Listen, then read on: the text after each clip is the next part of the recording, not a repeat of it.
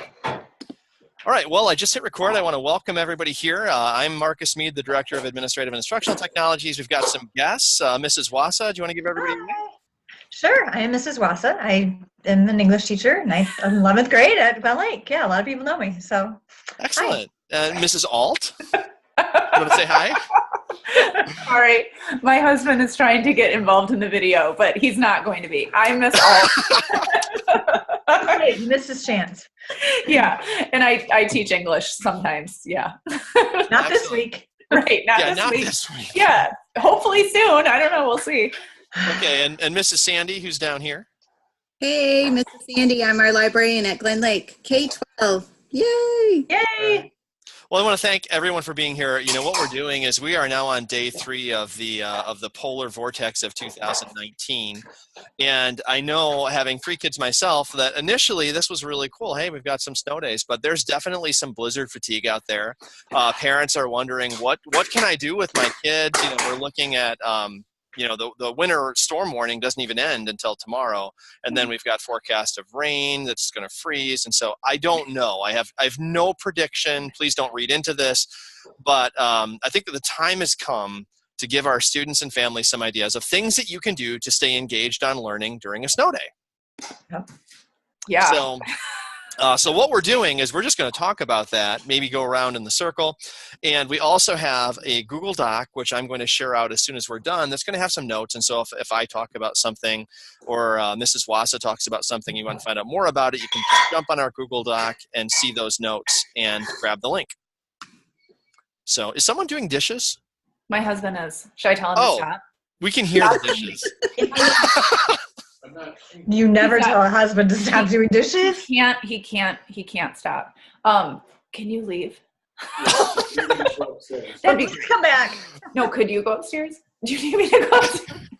Everything's fine. I'll be going upstairs. Okay. All right, Mrs. Wassa, why don't you kick us off?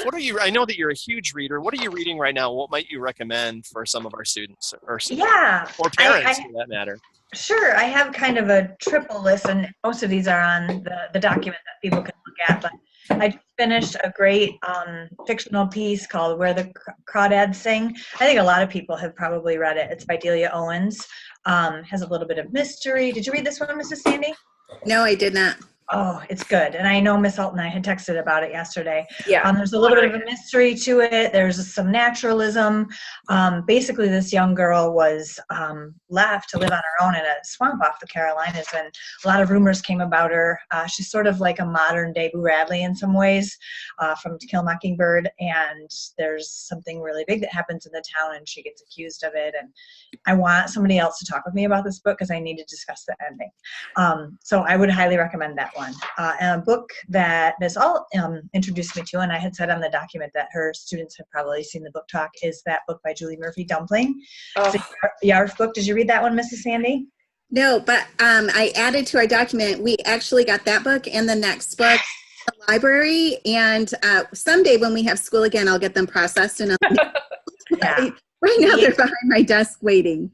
Really great writing. Really great writing, and I think Miss Alt would agree that I feel like Julie Murphy has a little bit in common with one of our favorite authors, Jeff Sentner. Yes, definitely. Yeah. And that second book that's in the series, so there's Dumpling and then there's Puddin'. Puddin', I just started that one too. Yeah, I have a copy of that, and it's really good. I actually liked Puddin' better than Dumpling, but then I read Puddin', and then I went back and reread Dumpling, and then I watched the Netflix movie, and now I'm just a huge fan. You don't know about the next? Yeah, it's really about that. Yeah, okay. Jennifer Aniston's in it. It's really good.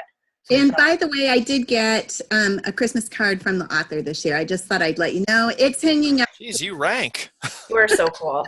Wow. You know, and I just pulled up while we were talking. I'm going to jump ahead a little bit to one of my suggestions is that we are locked in a blizzard. And so if you don't already have that book, it might be hard to procure. But there are options, and I'll have this link in my section of the notes. The people don't know where they're. So if you go to books.google.com, yeah, there are a ton of books. Now, Where the Crawdad Sings looks like that one is not. It's not on the free list, but you could purchase an e-copy of the book if you are landlocked and don't want to venture out to a bookstore. That'd be a really good and safe option. It looks like it's about $12. It's not a bad price for a really good story that could keep you reading for the next couple of days. That'd be a small investment that would be really good. I would also like to give a shout out for audible.com because I listen Oh yeah, I use that all the time. all the time. And so all of these books you should be able to get from them. And so if you're not familiar with Audible, that is, it's audiobooks. And so Yes. you can read while you're exercising on the treadmill or snow blowing a driveway. You can still catch up on your reading. And I would also like to say, and Mrs. Sandy may have planned this, so I don't want to step on your toes, but we have a link on the school website to where students can read books online for free, right? Yes. Yep. I don't have that linked on there yet, but we'll add that to our list too. Sure. Yeah. Let's add it to the list. And then I will also add that to the school website because I'm highly qualified to do that. Great. That's awesome. Yeah. And the only other things that I was just going to say, I said on the list, I am teaching myself how to eat with chopsticks. I figure what better time, I've always wanted to try that. A great day to learn how to make homemade pasta. Most people have the staples of eggs and flour. You can look it up online. If you don't have it, if you don't have the internet, you're probably not watching this anyway. So there you go. And then I just think practicing boredom, just being still for a little bit and seeing what kind of creative juices you have flowing. My students watched a little bit of a clip of a TED Talk about that. And I think it's when our brains, at least this one person argued, can be really creative. So just not feeling nervousness about not having something to do, just trying to let the, peacefulness enter you. I know it gets a little crazy. We had a Monopoly game yesterday that only one person didn't cry, and that was my husband. So I get it. We have had to walk away from it a couple of times. I don't know if anybody's outside the door, but I'm pretty sure the bank got pilfered overnight, and it wasn't by me. Oh, just saying. So a lot of moral lessons in board games too, although they can get a little dicey. Well, I love the idea of TED Talks. I hadn't even thought about that, so let's make sure that gets on the list as well. Yeah. You've done a lot with TED Talks and having kids write their own TED Talks. Yeah. Well, I guess what I'm working on right now is I'm reading a lot. So one thing that I've read that's absolutely fantastic, and this is a advanced reader's copy, so it's not out yet, but I finished this yesterday. It's called How to Make Friends with the Dark. Oh my gosh, this is the best young adult book I've read of 2019 so far, by far. It's by the woman that wrote Girl in Pieces, which I know a lot of our students read and liked. I did not read that because it sounded like really intense and it dealt with drugs, and I was like, no, thank you. This one is fantastic though. It's about a girl whose mother dies very suddenly and very unexpectedly, and the girl is 16, and she and her mom are like the only two people. Like, she doesn't have a dad, she's never met him, she has no siblings, like it's just her and her mom. So when her mom dies, the girl is really left to try to figure out like, what on earth am I going to do? And she actually ends up getting put into the foster system. And it's extremely good, but it's all about just like dealing with grief, and it's beautiful. Very similar to Jeff Zettner. When I finished it, I didn't cry, but I was like, oh my gosh, I know like at least 5 kids who will love this book and eat it up. So I loved this book. It was fantastic. And then the other book that I have finished, which I know Miss Sandy already book talked, is this one, Marlena. Oh my gosh. Like, I can't even like deal with this book. This book is such a book for our students to read. And I know Miss Sandy and I talked about it a couple of days ago. Like, I see similarities with these girls in this book with so many of our students. And it's set in Northern Michigan. The author, I did some research, went to Petoskey, and it's just a very powerful and not uplifting book, but really, really good. And I think a lot of our kids would really like it and resonate with it. So I've been reading that. Other things I've been doing, I just made a really great loaf of homemade bread that is just like to die for. It's probably going to be gone by the time I go back downstairs. I have been working on like selling a lot of my like clothing and camera equipment and stuff like that. That's just kind of around the house that I need to get rid of. I have been watching the Marie Kondo show about like, like cleaning out your life and simplifying. So I've been like doing a lot of purging and cleaning. And then I've been spending a lot of time cuddling with Walter and talking about like, if it's reasonable to have 3 or 4 dogs, like 5 dogs, is 5 dogs too many? And, just kind of having some conversations like that about dogs and, how many dogs is too many dogs? I think 4 is a good number. Ian's more like 3. So we'll see. Yeah. So that's what I'm doing. All right. Yeah. I am also cleaning out. I just had this on Facebook. If anyone's watching is one of my Facebook followers, but I'm trying to follow in the example of St. Francis by eliminating my worldly possessions, because after 20 years of marriage, there's a lot of them. And so I've got my camera. Are you a Nikon or camera person, or a Nikon or Canon? Canon. Yeah. Okay, I'm a Nikon, so if anyone out there has got Canon, I've got the manual focus Nikon lenses. I've got some autofocus stuff. That's awesome. I've got slide projectors that I haven't seen the light of day for about 20 years. You can make some money on eBay with those. Those are coming back. Yeah, I'm on eBay and they're not. They're not coming back. I'm sorry. I'm sorry. If there's someone out there who needs a Kodak ectographic slide projector, I'll deliver it in the blizzard. Okay. No, it's not worth it. It's not worth it. Let me jump in with a couple of things that I put on my list here. So we're talking about books first, and I've got some STEM things, but I haven't read this in many years. Just ended up looking it up with my daughter, who's a freshman at Central High School. So in times like this, I gravitate towards Russian literature. Perfect. Okay? Perfect. So because we're trapped in a blizzard. And I don't know if either of you, or if any of you have read the story, Master and Man by Leo Tolstoy. And Leo Tolstoy is best known for War and Peace, which is a very, very long novel.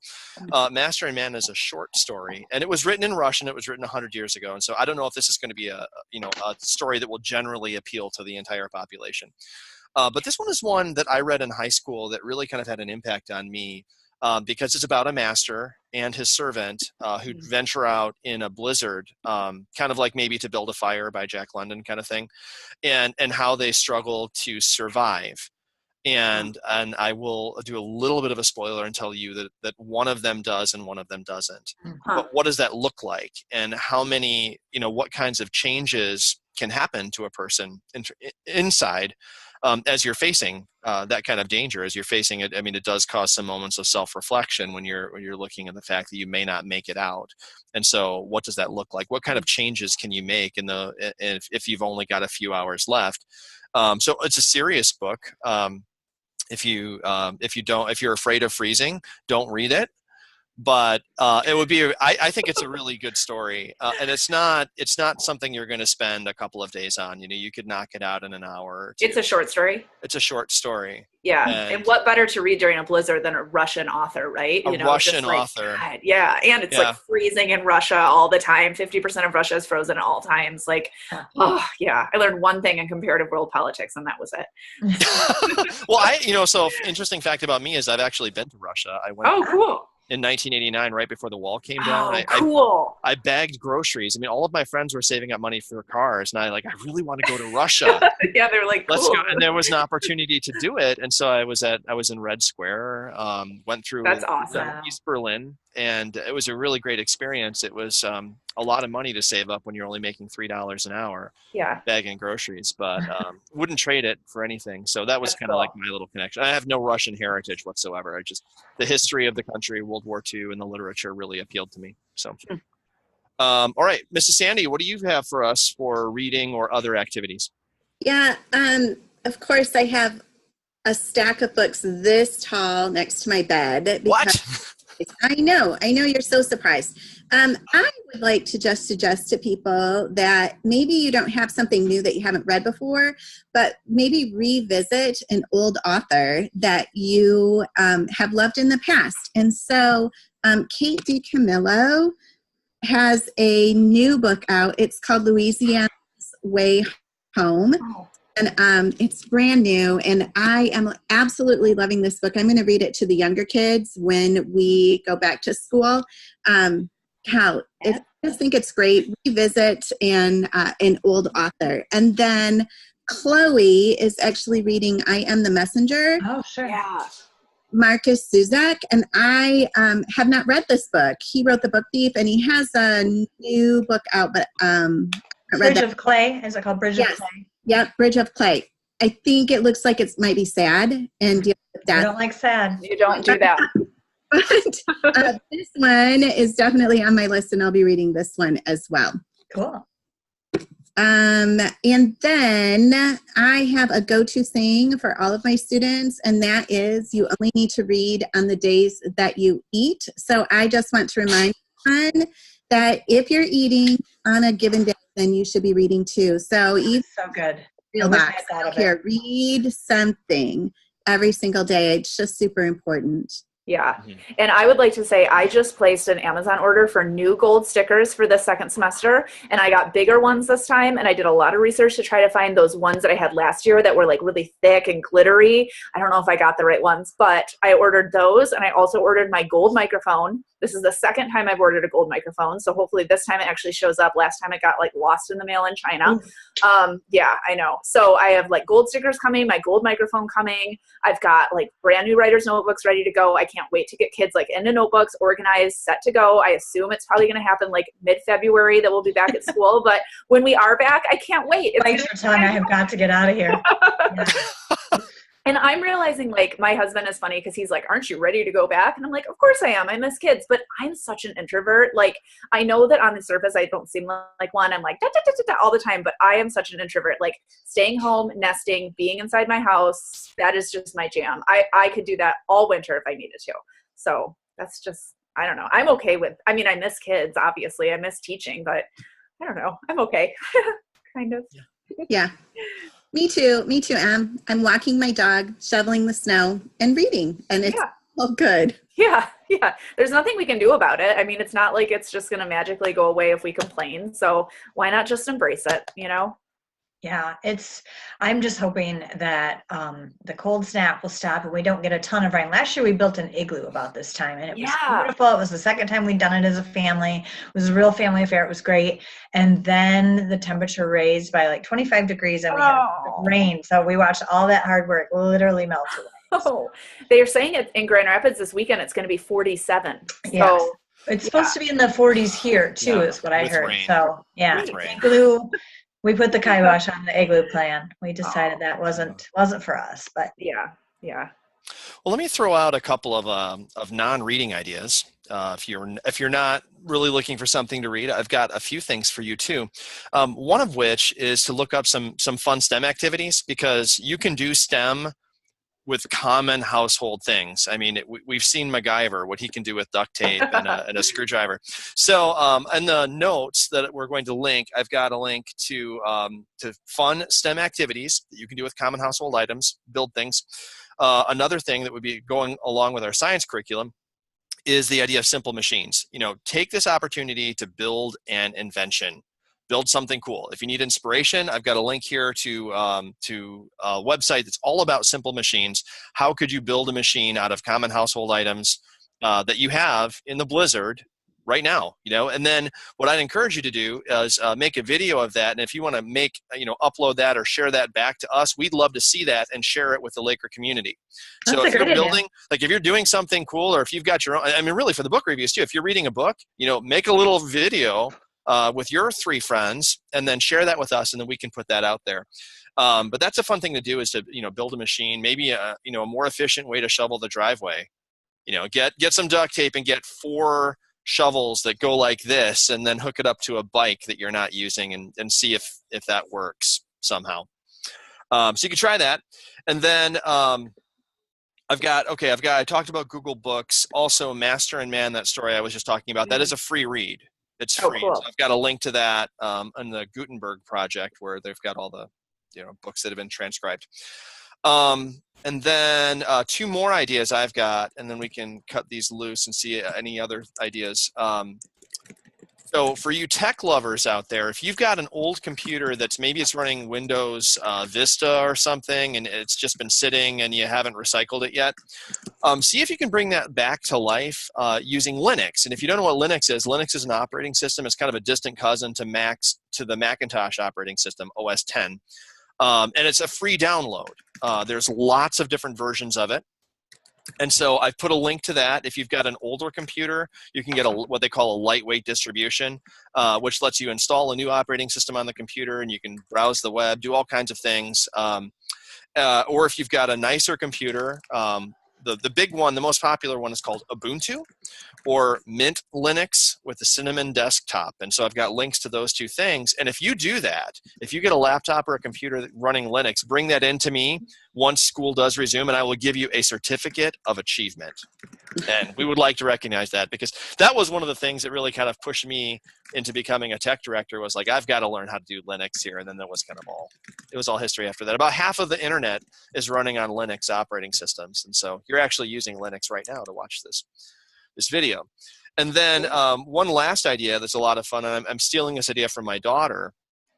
Back in about 2012, we had a huge ice storm that some of you will remember. It was in late March, and it took out power throughout a lot of northern Michigan. Our family was without power for about 3 or 4 days, and I had a generator we would run the furnace with, but for the most part, we were in the dark for those 4 days.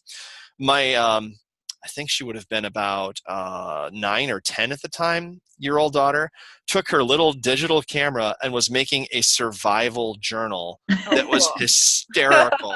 I mean, she would be pointing the camera, and like all of our trees are encrusted in ice. She's like, it's our second day without power.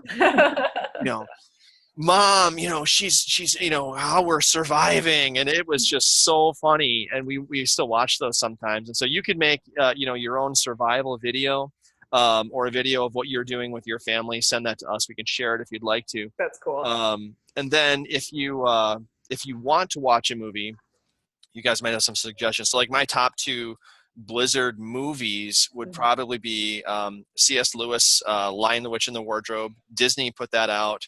Really good. Because the blizzard does end. Yeah. Spoiler. Okay, so the blizzard doesn't last forever. And another good one, obviously Empire Strikes Back. Takes place first half of the movie is in the middle of the frozen ice planet. There's some survival techniques you might need someday.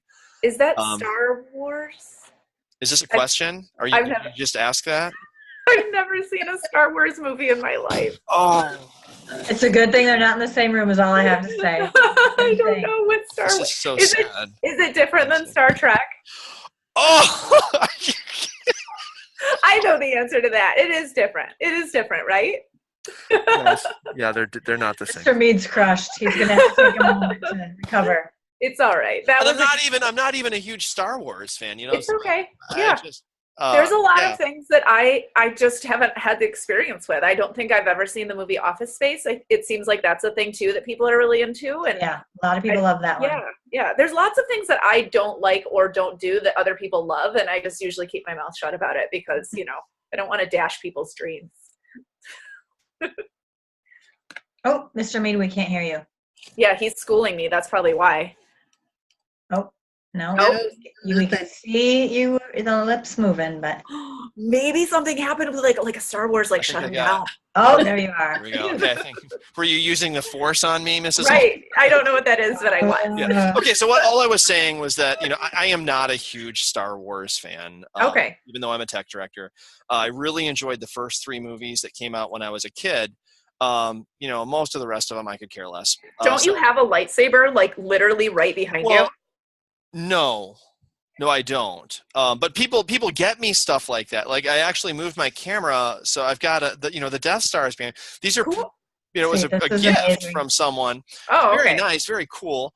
And I do. I like the old Star Wars movies. Not too into the new stuff. But when you're a tech director, you kind of need to embrace that a little bit. Just to relate to other tech directors, if no other reason. But yeah, if you were going to, it would probably be worth a couple of hours to watch the original 3 Star Wars movies, and probably a lot of cultural references would make more sense. Okay. So like if you ever tell your husband in some dramatic moment, you say, I love you, and he says, I know, that would make more sense. That's a thing? Oh, that's a thing. Han Solo, Princess Leia. Yeah. Oh, okay. Yeah. I know that the I am your father reference, and I know the may the force be with you. Yeah. Yeah. That sometimes people are like, may the fourth be with you, on the fourth. That's dumb. That's dumb. You might not think it was dumb if you saw the movies. You might probably think so. But you're right. Yeah. You'll probably come in on Monday or when we get back with a huge T-shirt that says "I am your father" or something. You'd be a Star Wars fan by the end. Okay. All right. I was do her- like making custom t-shirts, as you guys know. Speaking of that, I have been rereading some Pat Conroy. I know that will surprise no one, but I'm starting to realize that, like, maybe I'm not into Pat Conroy as much as I used to be, which is huge. I know. I don't know. Who's Pat Conroy? Is this? Shut up. Shut up. You know they who wait Pat Conroy books? is. Oh, we're Is done. that- I'm gonna close my computer. Will that end the show? Will that end this? Don't stop the fighting. Yeah. I've been we haven't watched it lately, but one of the things I love watching when we have a lot of extra time is watching all 3 installments of the Back to the Future trilogy. Yeah, that's a good trilogy. I mean, better. I love the car. Indiana Jones. That's the one I love. Yeah. Indiana Jones. Yeah, I like the first one and the third one of Indiana Jones. The second one was confusing. Yeah. But I like the one where they find the Holy Grail. That was, if you're a student and you're watching this and you've never seen the Indiana Jones movies, watch the first one and the third one. Okay. Especially that third one was my favorite. That was really good. Where Sean Connery was his dad. Yes. Yeah, for sure. We tried that with the boys. We did Home Alone and Home Alone 2, which they thought the whole sequence with catching the criminals was hilarious. And we tried the first Indiana Jones, and they were like, they just weren't quite as into it. Our tastes are more nuanced. We'll move on. They love the Sandlot, so we were able to sell them on, some of those older school movies. But I hadn't thought of Back to the Future, and I bet they would love it. So I'm happy with the suggestion. Go ahead. There's no winter connection, but for great movies, Princess Bride has got to be at the top of my list. Or how about this? I mean, The Incredibles has got the Frozen guy, Frozone. Oh, sure. And that is one of my. If I had to make a top 10 list of all-time favorite movies, I really did. I think that anybody who has ever spent time with their family would connect to The Incredibles. It's not a movie it's just really not about superheroes. It's really more about I think about families, and I just absolutely loved it. Really enjoyed that. Yeah. Okay, you had a suggestion? Yeah. I forgot it. I interrupted you. I forgot it. I don't know. I've been favorite movie for like 4 days. Favorite movie of all time is a movie that no one has ever seen. I promise you no one has ever seen it. But my favorite movie, this is not my real favorite movie, but I really like it. It's called 8 Seconds. Oh my gosh, you know that one? Shut up. Really? It stars a young Luke Perry from Beverly Hills. I know that. Oh, no. Now of Riverdale fame, yes. It is so good. I think my roommate and I in college probably watched it like every single day our entire freshman year. Yeah, it's a true story based on the real Lane Frost. He was a rodeo rider. Things went awry. He got addicted to drugs and alcohol, but then he came out of it, and it's so good. But my real favorite movie of all time is The Big Chill. I love The Big Chill. I love it. Like, I could watch that movie 100 times in a row, and I remember the first time I saw it was in like 8th grade, and I was like, I don't know what is going on in this movie, but I love it. And now I'm just obsessed with it. So, yep. Monty Python and the Holy Grail. Oh yeah. Yeah. Oh, see, this is put that way before Kelly, you what put was that Star look? Wars, anything. I just can't believe she's never seen that. I've also never read Harry Potter. I mean, there's a lot of things about me. I haven't read Harry Potter. Okay. I can let that go, but the Holy Grail, you got to at least try it. Okay. Yeah, in high school, I'd heard about the Holy Grail from lots of people, and so my friends Paul, Doug, and we all rented it and sat down to watch it. And I'll just tell you that for the first half an hour of the movie, we were just looking at the screen like this, like what? We weren't laughing. We weren't really saying anything. We were just confused. And except for Doug. Doug kept saying, "This is stupid. Shut this off. I'm going to go home." He kept saying that. And so it wasn't until the scene at the French castle where they're being taunted by the French that Paul and I started to smile. And when they shot the cow out of the catapult, Paul and I just hit the floor. We were laughing so hard. We could not stop laughing. And then Doug was completely unaffected and said, "This is stupid. I'm telling you, I'm going to go home. Not watching this anymore." And he did stay, but for the rest of the movie, Paul and I were crying. We were laughing so hard, and Doug just kept saying, "I'm going home. This is stupid. I can't believe you guys paid $2 to rent this." So Satire's hard sometimes for people to understand, but I think it's important to try. Yeah. Yes. Just understand if you watch the Holy Grail and you don't like it, that's okay. it doesn't appeal to everybody. But if you're going to be like involved in the performing arts in any way, like in the marching band or theater or choir, it's a good reference. Yeah. Pretty much every bus trip, people are going to be quoting that, trying to work their way through the whole script of that movie. At least that was my experience. I was deeply involved in musical theater, just like you, Mr. Mead, deeply involved. And I never saw those things. And I always felt like I fit right in. I was like the president of the drama club. I was in the Michigan State Marching Band, and I didn't go that far. That's amazing. Yeah. So that's good job. But no, good job. Okay. What's next? I went through my list, and so let me just recap. We will have all the things that we've talked about are going to be in a Google Doc. And why don't I do this? I'll turn on commenting. So if any of the Lakers out there want to leave us comments or suggestions or leave notes, you're welcome to do that. If you want to make a video of your own and share with us or with the Laker community what you're doing or what your suggestions are to stay alert and learning through the snow day, through the blizzards, send that on to, I guess send it to me, to meadm@mylakers.org. School appropriate, obviously. Well, yeah. Well, just saying. Yeah, school appropriate, so. Yeah, things get crazy when you're at home for like 7 days without leaving, Who knows what? Yeah. People lose their filter, I think. Yeah, they do, for sure. Yeah, I've lost mine. Yeah. Any closing comments or suggestions? Anything you want the kids to hear before we say goodbye? I'm looking forward to finishing final exams. Yeah. Oh, yeah, I forgot. We have that whole exam thing. Yeah. English 10 still needs to do notebook presentations, so we'll see. I did put on Google Classroom that they can send me a video of their presentation just to get it out of the way. They don't have to do it live whenever we go back, just send it to me. But so far, no child has taken me up on that option. So if they want to just get it done, just send me a video and let's move on. I would second that. If any of my students would like to be interested in that choice, it's mainly my 4th period English 11 class. I think I have 9 students who still need to present, but we can take care of it next week. Just as long as students know exams are not going away. They're not going to have them. At least I think we're agreed in the English department. I can't, speak for everybody, but that's our, I think, general idea going forward. But yeah, I hope you guys are enjoying time with your families, but just try to get rested up and we'll go into 2019 strong. Yeah. It's going to be great. It's going to be awesome. I can't wait. We have I am so excited about second semester for all of my classes. We're going to do a podcast study. We're going to do a book club. It's just going to be great. And I can't wait to get exams done and then move on fresh for 2019. One last thing I'd like to say is all my students should check their Google Classroom because I have a survey for you to do, which Ms. Alt just mentioned. Some of the things coming up, and I'm looking for some ideas from kids. It's your chance to have a say-so. Give me some feedback about the course and anything else you wanted to add. So if you could check that out, I would really appreciate it. It's anonymous, but I have asked students to shoot me an email when they're done so that I know once I start getting bigger numbers, I'll populate the spreadsheet so I can start thinking about those things. I need something to do. So please fill out the survey. Thank you. Miss you guys. Yeah. Looking forward to it. Don't forget to read, everybody. Every single day, read something, even if it's just 10 or 15 minutes. But read every day. Definitely. Totally agree. I was also going to say, and I'm sorry I didn't mention this, but I will put it on the Google Sheet. I watched a really cool documentary the other day, and I put a list of documentaries on my English 12 website for seniors. But this one is called 3 Identical Strangers. Have any of you guys watched it?